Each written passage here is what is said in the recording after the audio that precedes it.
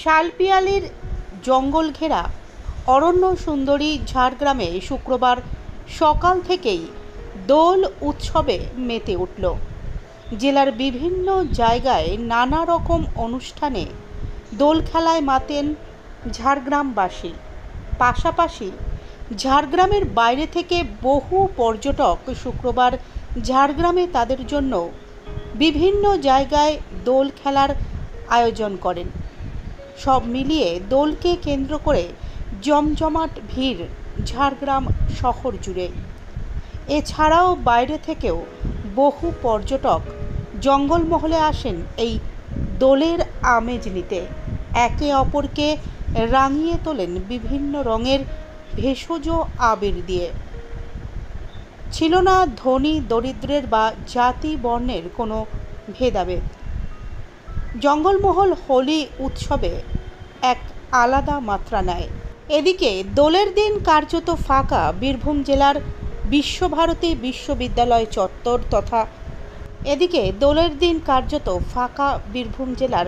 বিশ্বভারতী বিশ্ববিদ্যালয় চত্বর তথা শান্তিনিকেতন। কোনোভাবেই যাতে ওয়ার্ল্ড হেরিটেজ শান্তিনিকেতনে আঘাত না পড়ে সে কারণে প্রচুর পুলিশ মোতায়েন রয়েছে নিরাপত্তার জন্য। সোনাঝুরি খোয়াইয়ের জঙ্গলে পর্যটকদের যাতায়াত ও আবির খেলায় বাধা না থাকলেও সোনাঝুরির রাস্তায় যেতে দেওয়া হচ্ছে না কোনো ধরনের বড় গাড়ি।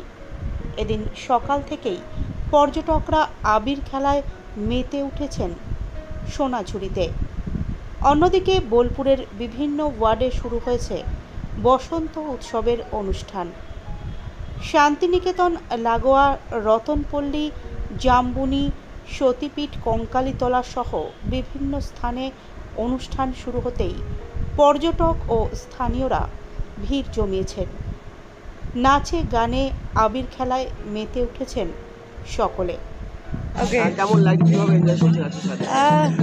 যেরকমভাবে হয় সেরকমভাবে ঠিক এনজয়মেন্টটা হচ্ছে না, কারণ আমি অনেক বছর ধরে শান্তিনিকেতন আসছি এখানে দোল খেলতে।